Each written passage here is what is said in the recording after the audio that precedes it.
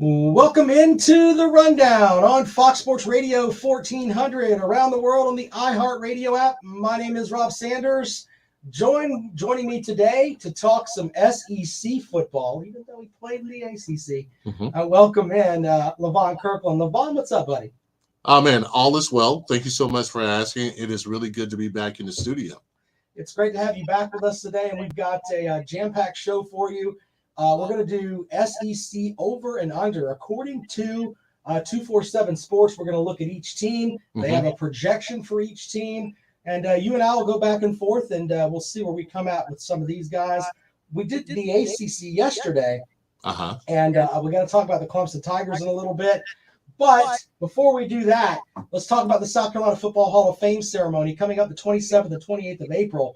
Correct. A list of folks that are outstanding, including Rick Sanford, who used to do a radio show here with us, Chester McLaughlin, Dwayne Harper from SC State, Peter Boulware from FSU, and Jim Bostic as well. I mean, it is literally the stars there for the Hall of Fame, right? Oh, no question about it. Every year, this is really tough for us to really vote who's going to get in. If you know anything about South Carolina and the history of football, there's a lot of great players that are still out there that we haven't put in. It's really, really tough if you look at all the guys we got. But I'm really happy for Chester McLaughlin to get in there. He's a guy that I played beside. Tremendous talent. Probably I would say in the history of Clemson football, probably one of the most talented guys that played on the defensive line. And that's saying a whole lot with the history of Clemson football. But we got about all our nominees. I mean, it's great to see them in. And also before the South Carolina Football Hall of Fame, we're going to have our Bridge Builders Excellence Award, where we have 10 young men that play football in South Carolina, high school football. And these guys are great students, great community leaders, but also, more importantly, they're really good players. Right. And, of course, if people want to get they can get seats to this, right? Oh, yeah, you can get tickets. We still got tickets available. Only thing you have to do is go on www.southcarolina football, spell all the way out, HOV.org/link. If you go there, you can get your tickets. You can talk to a guy named Mike Foster. He'll get you straightened out. So if you want to come out and celebrate these greats, you can. But the Bridge Builders Excellence Award is, I mean, we're talking about young, great South Carolina football players. And so it's always a pleasure for us. All right, so get your tickets for that. We'll give you the link out later on. Let's jump into the SEC over and under numbers. Actually, we'll do Clemson first. Okay. Because I want to get your opinion on this. And sure. I caught some grief from some folks yesterday because, according to 247 Sports, the over and under projection for Clemson is they've got them at 10 wins. And I said, until they figure out the issues with their offense, most notably finding a quarterback that'll throw for more than 90 yards against South Carolina, and the fact that they've got a new offensive line coach. They've had some injuries there as well. Who's going to catch the ball? That's something that's a big deal, too.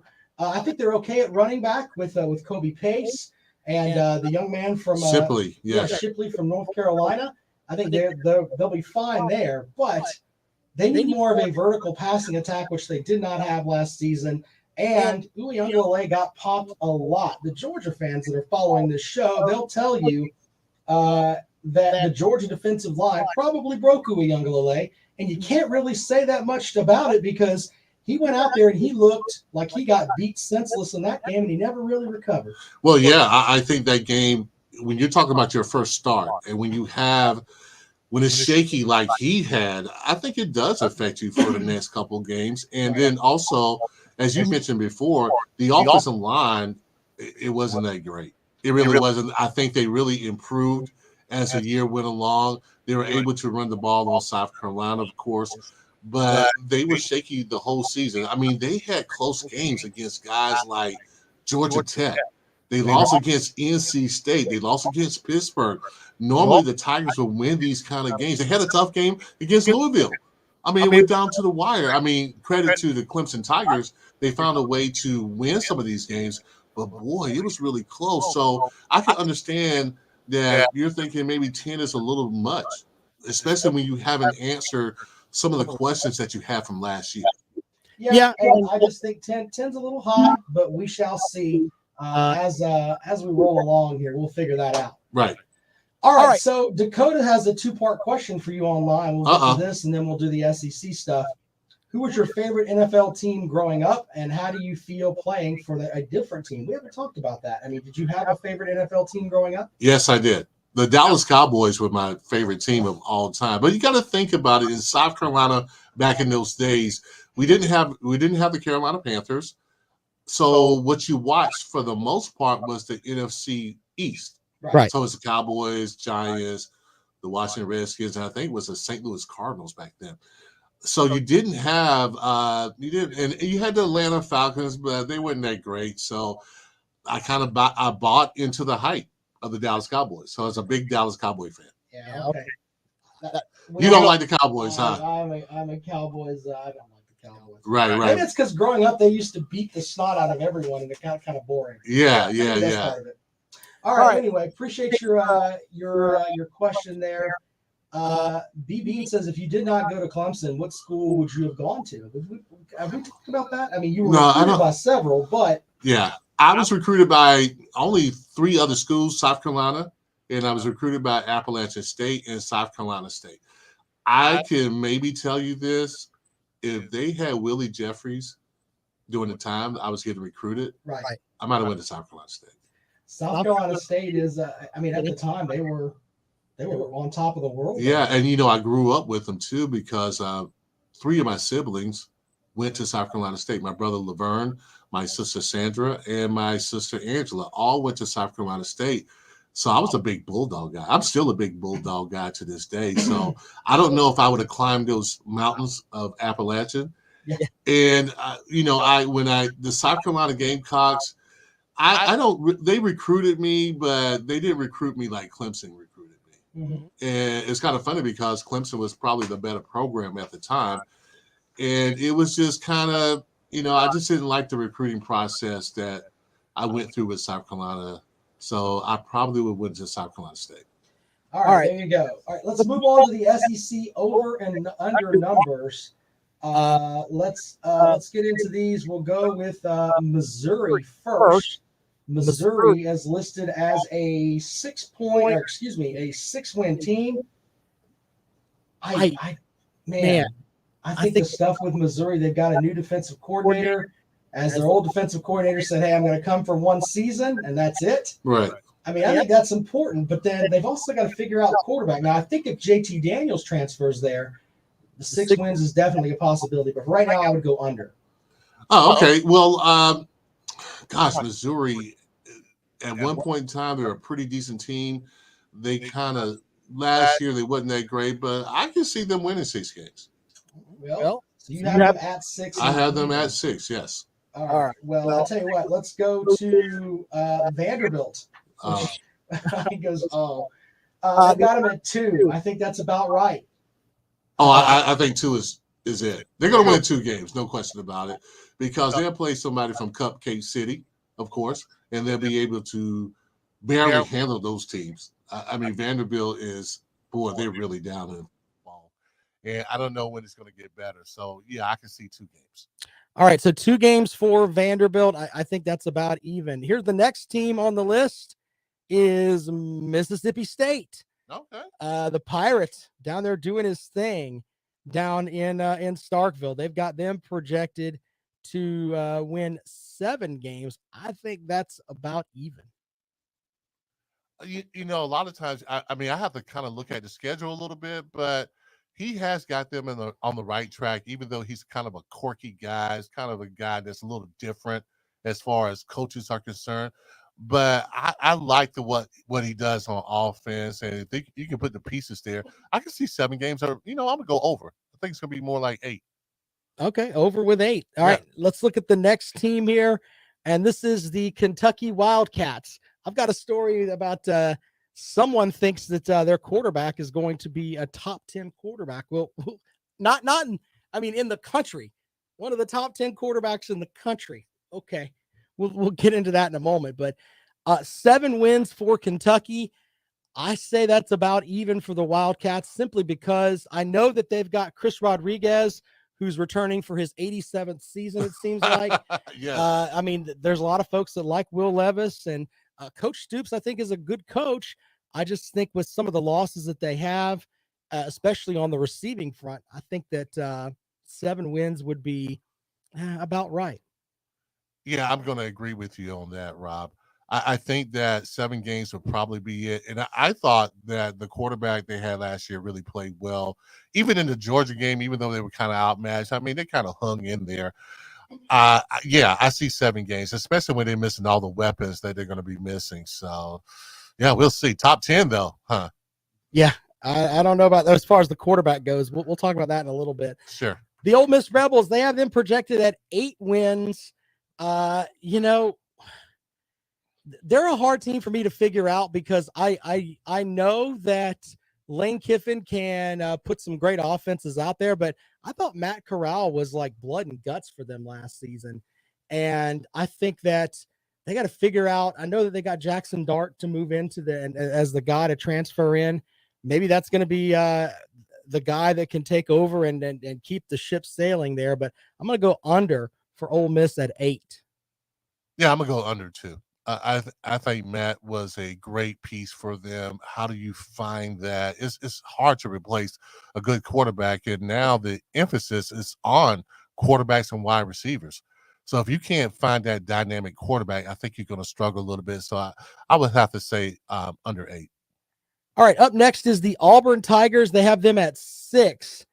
And, you know, I've said on the show that I think it would be absolutely one of the coolest stories ever if Brian Harsin got this team to say 11-1, right, after the way that the Auburn boosters tried to drag him through the mud last season. After the season was over, they go 11-1 and possibly make it to the SEC championship game, maybe win the SEC championship game if we're talking about some silliness there.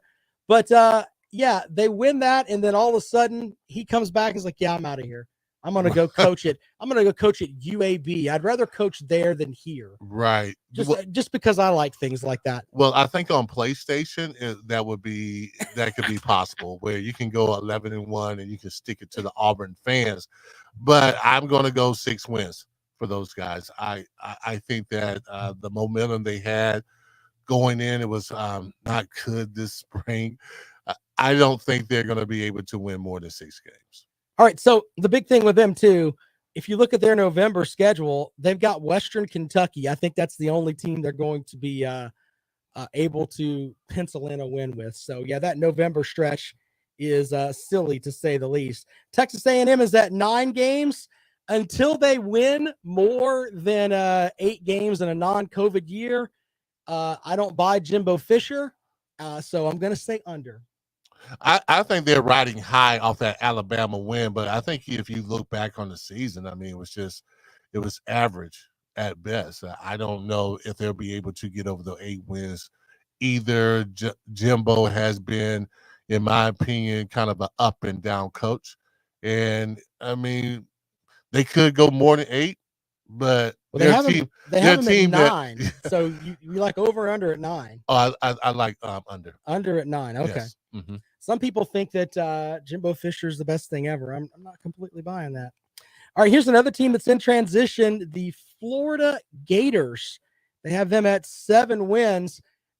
I have a hard time buying that simply because even Napier has said that in spring practice, they don't really have enough bodies to even completely practice right now. Yikes. And a lot of guys transferred out. I mean, if you lose a game to Central Florida and then lose the fight you start afterwards, that generally says a lot about your program.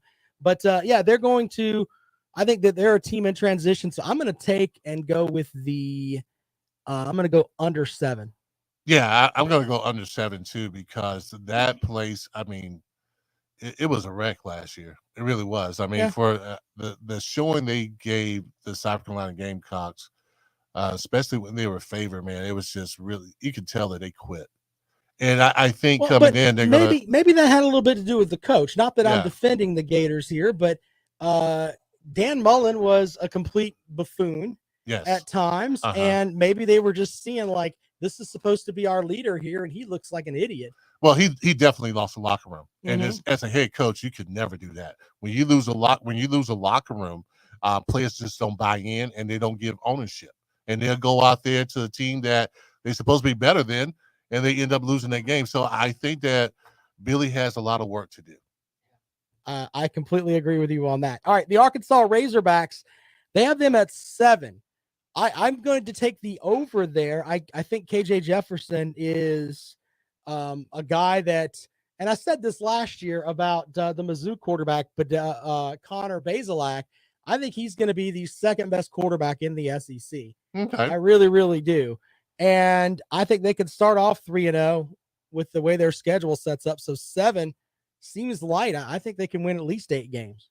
No, I can see that too. I think Arkansas is really headed in the right direction. I mean, they played Georgia last year and they got busted up, but they're a better team they have been in the past. So I can see them going over. All right, so we both agree over on the Razorbacks. Up next is the Tennessee Volunteers. They've got Tennessee at 8. I think that's even, because if you look at Tennessee, there's 2 losses, I think, that are set in rock on that schedule. I don't think they're going to compete with Georgia, and I don't think they're going to compete with Alabama. Now, so when you think of it from that perspective, they've also got to go on the road to Pitt, which is a team they had issues with last season. I think that they have to come. They're still trying to figure out how that secondary is going to work out. And if you look up again, Purdue just scored again on that defense. So right. Offensively, I think they'll be fine, but I think that they're going to have to make some strides if they hope to get over the 8 wins. So I'm going to take the under on Tennessee. Okay, I can see the under as well. But, I think what's in favor of Tennessee is they do play in the East. And I don't really think the East is really that strong, to be honest. I mean, it's pretty much Georgia and then everybody else. About 8 football fields and then everybody else. Yes. Like you could win second in the East and be, a fringe top 25 team. Yeah, I think everybody else is playing for second. I think Tennessee could be the second best team in the SEC East. Kirby's Visor agrees and says Tennessee just doesn't have a defense, so they'll struggle again. And someone actually said this the other day in my Twitter mentions about, what happens when people get film on Josh Heupel and they figure out, okay, this is what he's doing with that offense, and maybe they're able to figure out a way to scheme against it. I don't know if that's going to work or not, but look, he ran that offense at Central Florida. Mm-hmm. He didn't really have to go against the type of talent that he'll face in the SEC. Maybe there's somebody that's going to look at that offense and be like, look, this is how we can stop it. Oh, yeah. I think a lot of times when you going against something new, it's hard to stop at first. But then they figure you out for the most part, and they're going to see how you're going to adjust to that. So I think the Tennessee offense will be fine, but as a coach, you have to make sure that you're not being that guy who repeats doing it, because they're good enough where people can stop stopping you. So that's going to be the question mark. All right, quick break. When we come back, we'll go over Georgia, LSU, Alabama, and the South Carolina Gamecocks SEC over and under with LaVon Kirkland here on The Rundown. This is Fox Sports Radio 1400. All right, so Beg and Megan up there talking about Dime Store Danny stuff. Look, why don't you pick a team in the East that you think is going to be outstanding and make an argument for them? Georgia's great. Everybody else, not so much. I don't understand what the problem is with all that. It's like everybody thinks, Vanderbilt could win the national title. That's how some of y'all sound with this stuff, man. It's ridiculous. No logic involved in any of that. Just, we play in the SEC, we're awesome. Broaden your horizon a little bit there, buddy. Read a book. I didn't say they would only lose to Tennessee, only lose to Georgia and Alabama. I said those two I don't think they have those are double-digit losses in my opinion. There are more losses on that schedule.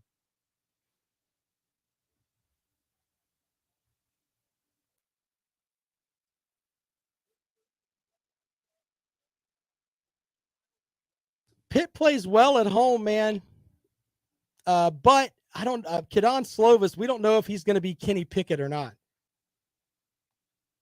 I got to ask LeVon about the whole thing with the hands, with the quarterback hands. Did you hear about that, LeVon? We'll talk about it when we get back. But Kenny Pickett supposedly has like the smallest hands in like the history of the combine or something. Right. I mean, I don't know if that's a big deal or not, but I kind of laughed. It all depends. Okay. Well, I mean, was he a fumbler in college? No, he didn't have an issue with that. I mean, he could throw the ball. Yeah. So, I mean, if he can hold on to the ball, it's not a big deal. I think sometimes you question, the big hands because, you got defensive hands coming down shopping. Just the talk, though, by some folks is that, I mean, he has like they're like proportionally like 3 times too small or just some ridiculous thing like that. Yeah, they're gonna nitpick over everything. They're gonna find something. Eric says not more than 3 losses. Okay. I think Tennessee wins 7 games. I think 8's a little bit far.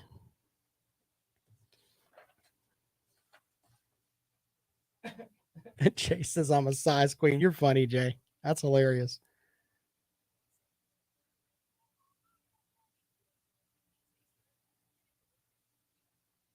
Begging Megan wants to fight. That's fine.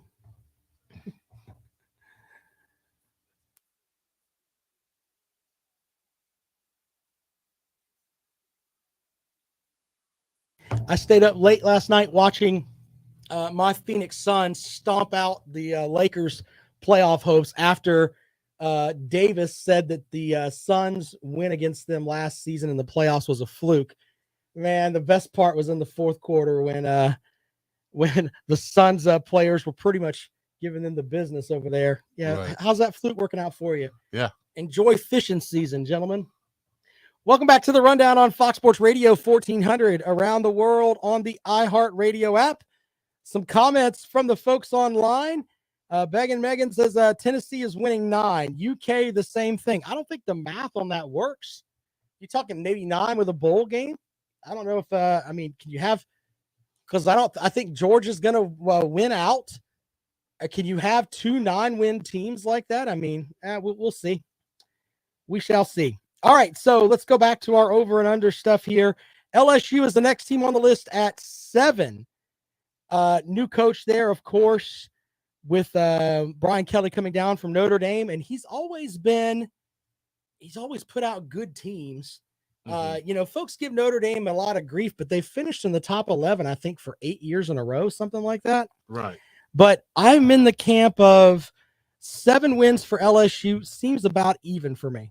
Yeah, I mean, the product you saw the last couple of years, I don't see why you would go over 7. It's a new regime. I think it's going to take him a little time as far as recruiting is concerned, making sure that he can get the SEC players. What do the players coming in, do they really believe in him? Will they – because they're going to look at it, well, it's just Notre Dame. He was okay at Notre Dame. What about that fake accent? He had that fake Southern accent going. That was terrible. That was just terrible. I mean, it's like, be authentic, man. If you don't have it's okay if you don't have it. Like, who cares? Yeah. For him to try to pull that off, I mean, it's ridiculous. Yeah, pretty sad when it comes to that. But I've got him at even. You got him over or under? I got him under. All right, you got him at under. Yes. Next up, the Georgia Bulldogs. They've got them at 11. I say over. I think they go 12-0 in the regular season. I don't see anybody on the schedule that is going to get close to Georgia. I really don't. Yeah, we always have to be careful of that, but I really don't see it either. I see the only really tough game is maybe the SEC championship. Right. That they will have to go through. Regular season, though. Regular I think they season. Go 12-0, yeah. Yeah, because like we said before, Georgia's way ahead of everybody else in the SEC East. They're just way ahead. Now, injuries could affect them if they, if they lose their quarterback, the running backs, etc. But they're going to have to be some big injuries then. Right. And, I just think that the Tennessee game may be the toughest game on their schedule. Maybe. Yeah. I mean, Auburn's in transition. Do they play anybody on a Friday? I don't know. If they play somebody on a Friday where they're not used to it, you may catch them. But other than that, I don't see it happening. All right, so I've got Georgia at over. Alabama's also at 11. You going over or under with that? I'm going to go over. Yeah, I mean, I guess when you look at it, Texas A&M has to come to Alabama this year. Yeah. They won't be at over there at Kyle Field, so that's not happening this year. You're pretty sure of that? I'm positive. Yeah, that's not happening. I wonder. Nick Saban probably staples that stuff up to the wall. Yeah, there. He got that game circled. I'm sure he does. He does. Yes. All right, and then finally, make sure I've got South Carolina Gamecock fans. They've got you projected to win 6 games, and I think South Carolina is going to win 7 games. I've got them at 7 as of right now on April the 6th. I've got them at 7 wins. You know, this is a tough one. I really feel that they're actually going in the right direction. I think Spencer Rattler will be a good quarterback. He's going to be able to help them as far as winning those games, be able to push the ball forward.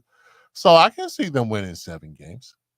All right. So, yeah, I think that after that, I mean, they're kind of playing with house money, but I think 7 wins is right there. And, you know, it's going to be a tough start. I think that they'll probably start 0-2 in SEC play because they've got Arkansas on the road and then Georgia at home. Yeah. I think they're going to be probably 7 to at least maybe 12, 13-point underdogs in both of those games. But they have a chance, I think, an opportunity to win the rest in the SEC East. I don't know if that's going to happen. I think Tennessee may be tough. And I think Kentucky has played them tough as well. They've got to go to Kentucky, but Tennessee comes to Columbia. Right. So, I mean, it that kind of balances out. But, you know, Tennessee beat the brakes off of them last year. They did. So, I don't know. I think Tennessee may be tough too. Yeah. Well, Tennessee's going to be tough too. I mean, they got to figure out their defense, but I think that 7 wins is just about right there for South Carolina. All right, we'll take your calls on this at 803-978-1832. Eric says, I want Tennessee to lose more. Sorry, bud. They're 8-4 or 9-3. Okay, that's fine. Kirby's Visor says the SEC is a weak conference now. The more you know. No, I'm not saying the conference is weak. I said the East is weak. Right. It's not the entire conference, sir. You only heard what you want to hear. I don't think that, I mean, are you going to come at me with the East is on par with the West? I'm not buying that. I'm not buying that at all. So Papa B with a good comment here. 6 out of 7 SEC teams will be ranked in the top 15. Oof. Are you talking about at the beginning of the season or the end? I don't know how they're going to beat up on each other, so I don't see that many. Aaron says Tennessee at UK, at Arkansas, at UF. They have 2. They have to win 2 of those 4 to win 7 games. And he goes, I don't see it for South Carolina. He's got them at 6-6. We shall see. You know, last season we were talking about, hey, they're going to win 4 games. That was kind of the big thing there. Yeah. And they kind of blew that out of the water. They really did. I mean, great performance against Florida, great performance against Auburn, even though I thought if Auburn would have continued to run the ball, they probably would have beat South Carolina at that time. But, yeah, I think Beamer did a really good job with those guys. They seem a little different. They seem like they really care for each other. They kind of take a little bit more ownership. They still got to get better as far as talent is concerned. Well, but the big thing, though, for South Carolina is that Spencer Rattler can throw the ball. We know that. Right. Is he going to have pouty face like he had at Oklahoma? That's the thing. If he can get past that part of it, which, according to everything we've heard, he's been the leader and been doing his thing. Not in the spring game, but please. No, well, we're going to get to the spring game in a moment. But I mean, just in general, you know, if he gets out there in the Arkansas game and Arkansas you know, sends a lot of blitzes and he ends up, you know, playing from his butt the majority of the game, that's something that could hinder him the rest of the season. Well, I think with him, the one thing you are concerned about is his attitude toward it.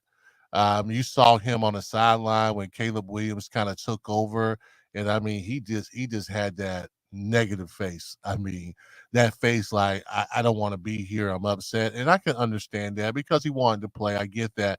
But you wonder with him, is he going to be a great decision maker on the field? It's one thing to throw the ball. It is. But can you complete those passes? Is he going to be a guy who gets frustrated when people are coming after South Carolina. They're gonna test that offensive line. Right. So, it's interesting because I think that for South Carolina and Clemson to both have good seasons, a lot of it hinges on what their offensive lines can do. No question about it. I mean, if you get someone that can protect Uiagalelei and protect Rattler, that's just something that's going to make them better as they go along. But for right now, I kind of like South Carolina at the over with 6. We shall see how that works out. Let's see here. Jay says the Gamecocks coach, which was talking about Shane Beamer, will be there longer than Tennessee's coach with Josh Heupel. All right, we'll talk about that when we come back. This is The Rundown. You're listening to Fox Sports Radio 1400. All right.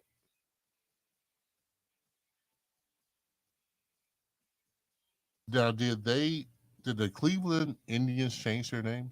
Yeah, they changed their name to the Guardians. Okay. Does that bother you? I mean, it's their team. They can call it whatever they want, but it's their team. But I mean, you don't want the backlash. I mean, I think here's you the change thing. the name. You gotta go with the change. I think. I'm a Braves fan, and I've been a Braves fan since I was, Right. a microhuman. And if they change their name to something else, like especially if they change their name to the Bass Fish or the Stripers, because like they used to be like Gwinnett Braves, now they're the Gwinnett Stripers. Right. If they change their name to the Atlanta Stripers, I don't think I could root for that team. Yeah. I really don't. I'm not going to run around and buy a Stripers hat. That's not happening. Yeah, that would be a little hard. Yeah, I mean, I think name changes are tough, especially if you're a fan for the team for a long time. It gets it's hard to change. It's hard to change for people, but some of the names are just silly. The Washington Commanders. Yeah, I think it would have been great if they would call them Hogs. Yeah. Call them the Hogs. That'd been all right. Yeah, because of the Hogs and all that. I mean, that would have been fine. Yeah, that would have been fun. But the Commanders, I mean, I guess it has to grow on you. I was getting used to the Washington football team, to be honest with you. I kind of like that. That sounds more professional, in my opinion. Right. The Washington football team. Why not? Mm-hmm. I can buy into that. Yeah, I thought that was an interesting name. Yeah, I don't agree with the whole. They what was it? The man, there was something with that. Their other names they had that I just laughed at. I can't remember. I've got the story on that somewhere. Are you talking about the Washington with the Commanders? Yeah, weren't they the Senators at one time? I'm talking about the names that they had picked for them. They were just kind of different. Yeah, that's like the USFL teams, the Blitz. That's kind of funny. The Gamblers. I actually like that name, the Gamblers. The Gamblers. We're talking, of course, about the USFL. Levon Kirkland joining us in studio today. We did SEC over and under. We both like the Gamecocks at over. We both think that Alabama and Georgia will go 12-0. So, yeah, call in with your thoughts on that. 803-978-1832. 803-978-1832. That is the number to dial if you'd like to join us here on the Rundown. Brandon says, Rob, do you think the guy from Wake Forest, Beal Smith, will be the starting running back for the Gamecocks this season?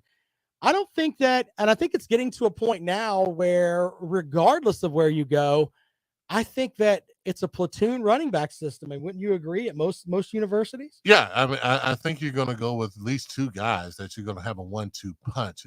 I don't know if you're going to have that guy that carries the rock 30 times like he used to. Yeah, there's not going to be any of the Marcus Lattimore stuff carrying the ball 30 times. I know Marcus. I thought that they wore him out, to be honest with you. Let's go out to the phones. Welcome into the program. Good afternoon.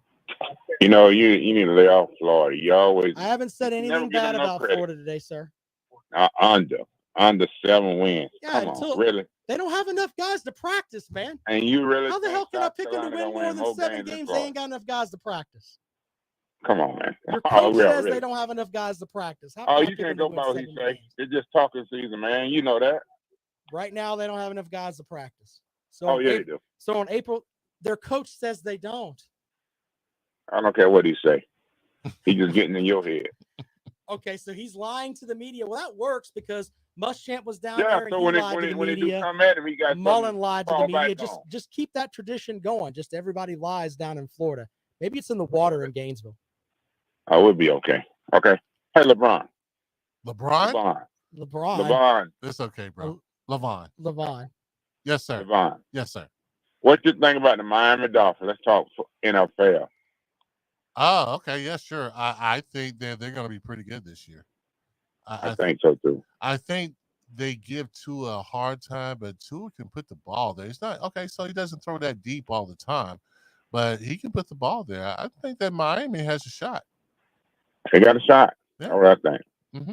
Are we at the point though with Tua Tagovailoa, with all of the money that they've spent with? They've got I think they got another tackle, another guard. Yeah, that's right. Of course, the receiver that they picked up, Tyreek Hill.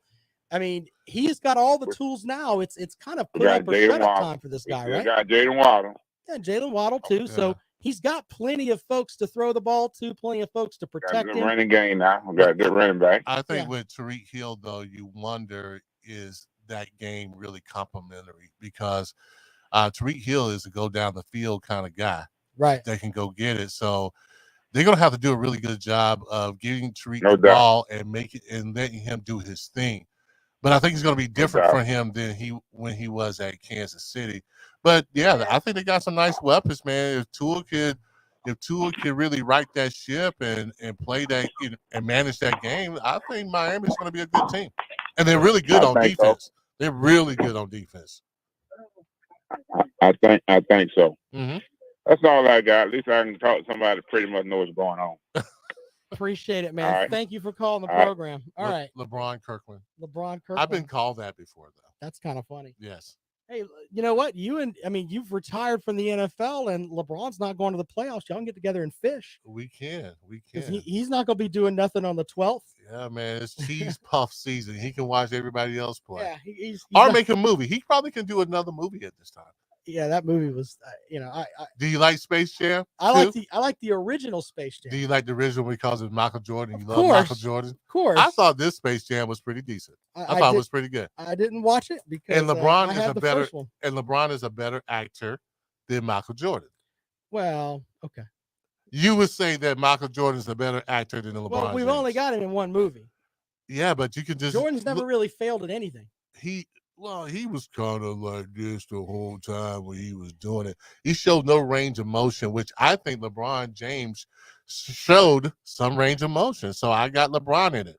Well, even though I grew up with Michael Jordan, and Michael Jordan is the greatest. Michael Jordan is the greatest, but Michael Jordan also didn't have 4 seasons where he didn't make the playoffs. But yeah, there's that thing too. Yeah. But but Michael Jordan has some guys with him, though. You know, the funny thing about I love The Last Dance. You know why I like The Last Dance? Yeah. Because Michael Jordan, he was sarcastic. He was kind of a jerk. Oh, yeah. But I like that side about him. It was funny because in all the commercials and everything, he seemed really straight-laced, in a lot of ways. Right. But he really wasn't. He's not. Yeah, not at all. No, he got a little jerk in him. I kind of like that. I can appreciate that.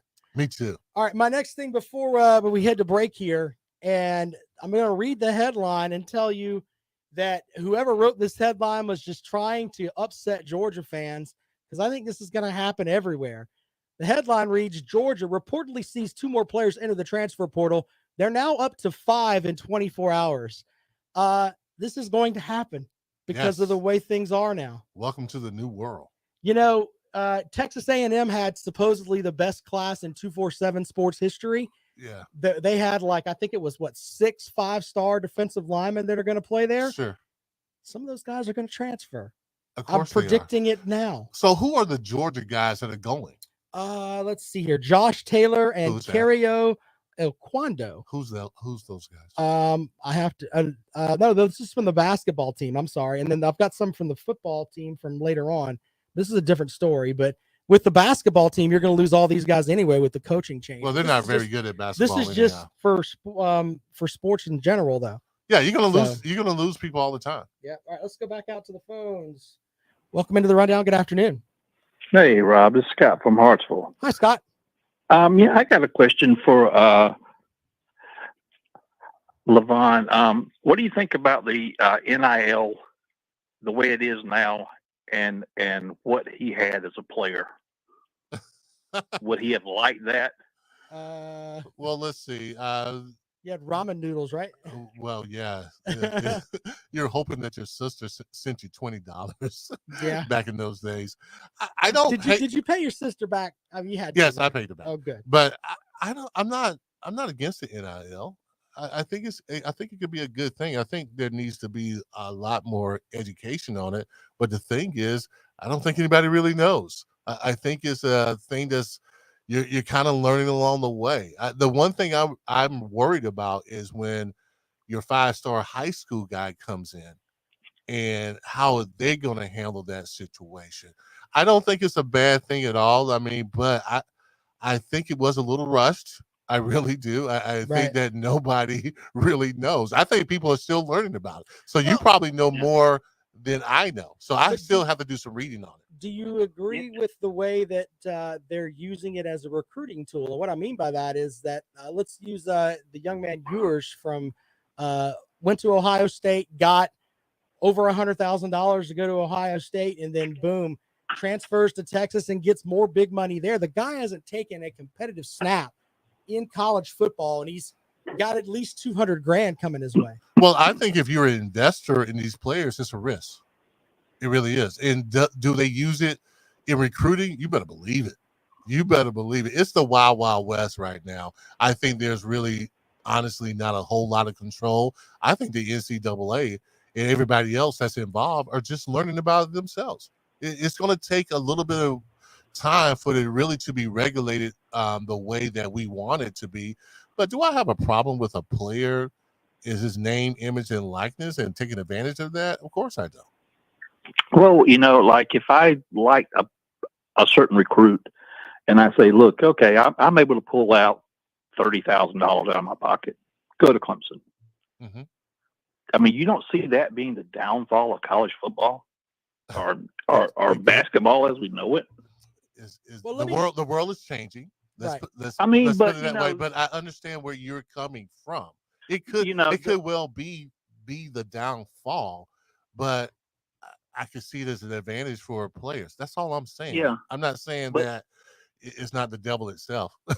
Yeah. But it's tough. I mean, because we grew up, you just went there and you did your thing, man, and you had to earn your way in life. Now it's easier. Look, here's the thing that gets me with it though. There was I think it was a kicker at Central Florida that had a YouTube channel where he just did videos of him doing stuff on YouTube, and he got money from it, from his YouTube channel. And under the former NCAA rules, it just because he had on there that he was a Central Florida kicker, then he was popped for that. That kind of stuff has to go away. But the whole idea, what was it? There was some crazy number that Texas A&M put together where it was basically like a slush fund where they could get guys to come there.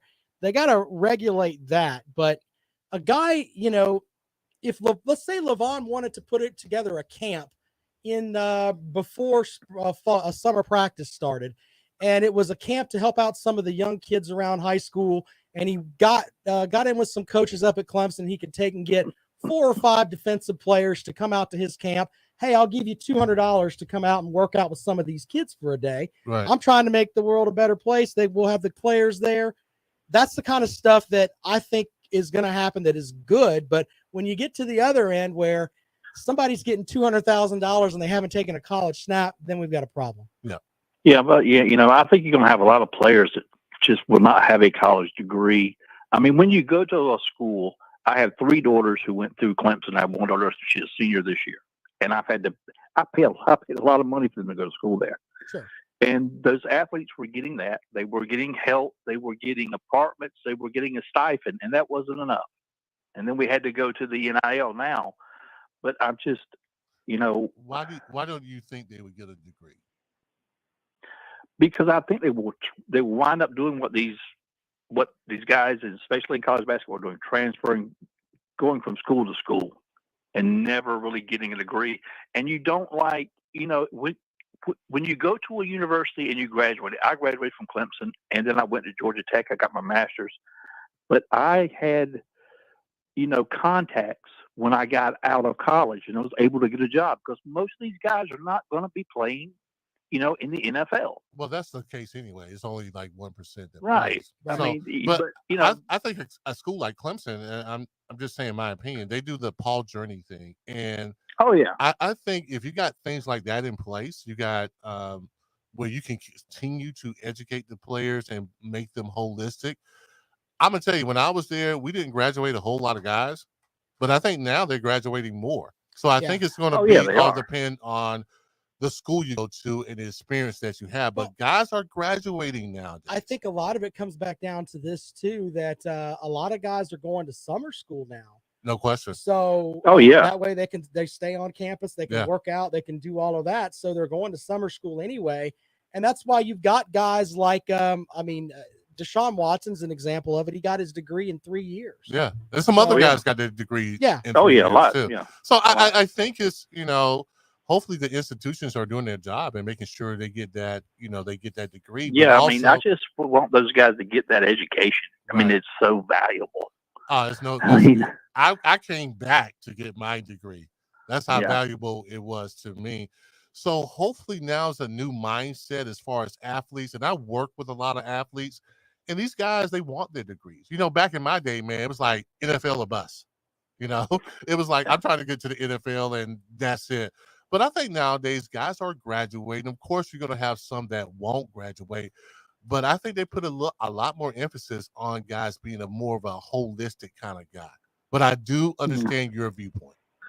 Yeah, I just don't want to see people that are like paying for these kids and then the kids not living up to somebody else's standard and then basically telling the coaching staff to get rid of this kid off the team now. I think that's I'm not going to pay for him now. There's contracts that come with that. I mean, if you remember last year, I mean, Uiagalelei had contracts with Dr. Pepper and Bojangles. Right. They probably didn't renew those contracts this year.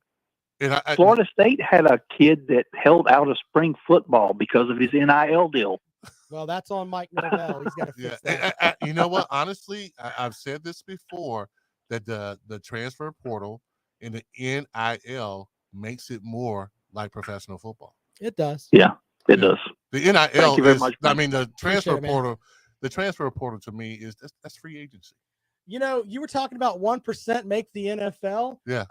The South Carolina Hall of Fame ceremony, the 27th and 28th, you're going to honor Chester McLaughlin there. I mean, you guys were on the same defense together, both drafted in the same draft. So I'm not buying it.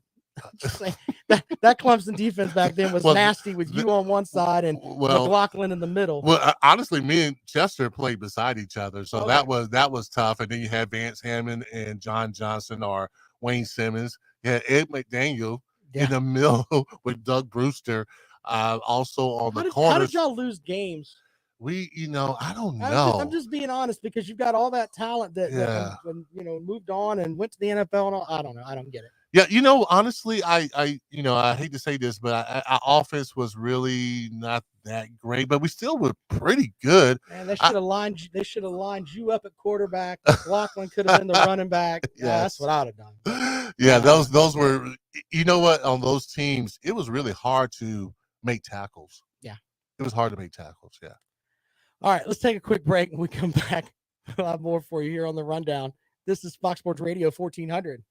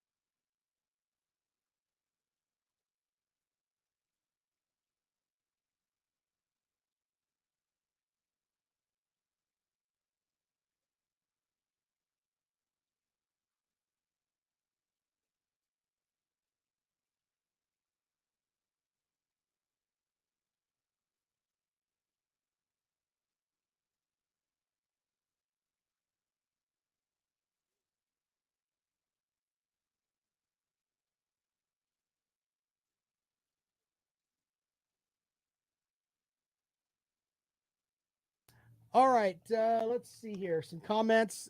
Carolina Jackpot, my buddy, says Tater fans dislike the NIL because of Dabo. Stop it. Oh my goodness. Stop it, Jackpot.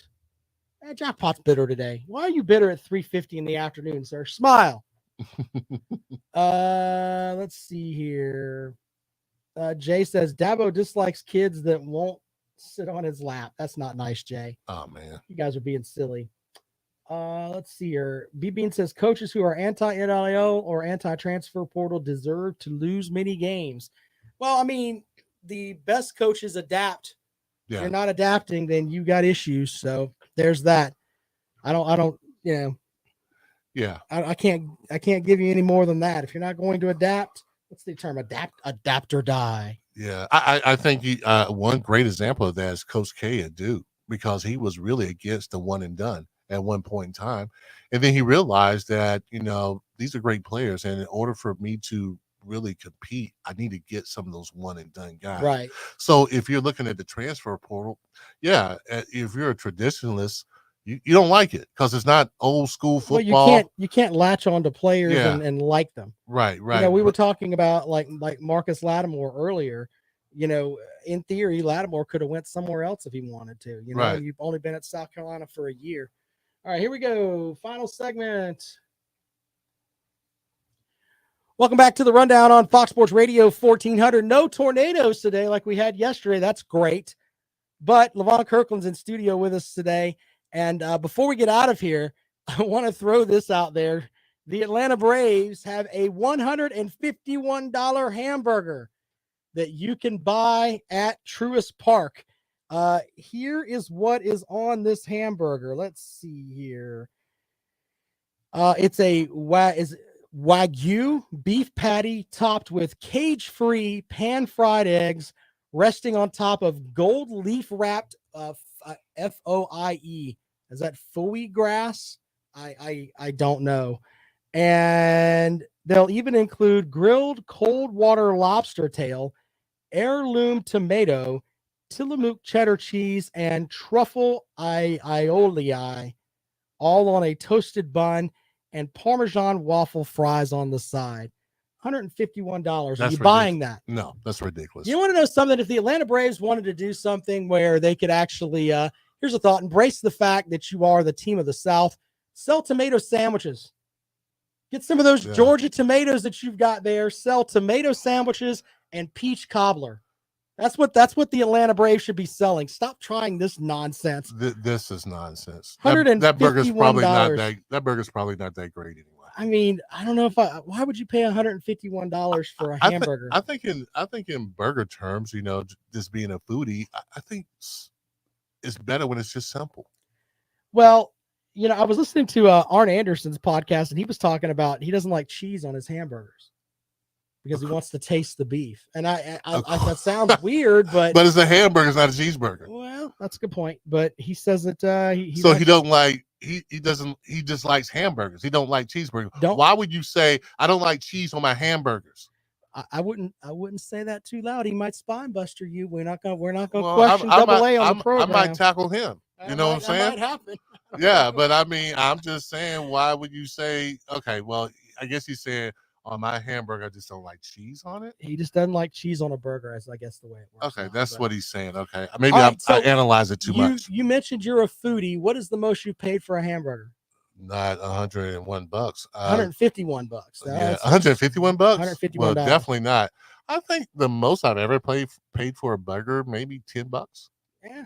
Well, there you go. Yeah, that's sensible. That's not too bad. Yeah. All right, let me ask you something here. I know that you've lived a charmed life coming out of Lamar, riding on Hulk Hogan's airplane to go to a pay-per-view. Yes. Have you been to the Masters? I have never been to the Masters. Okay. I would love to go to the Masters. That's something that we got to knock off the bucket list. But did you see the rest? Do you see WrestleMania? What do you think about WrestleMania? I thought WrestleMania was great. I thought it was awesome. Pat McAfee stole the show. I thought Pat McAfee was incredible. Yeah. I thought Pat McAfee stole the show.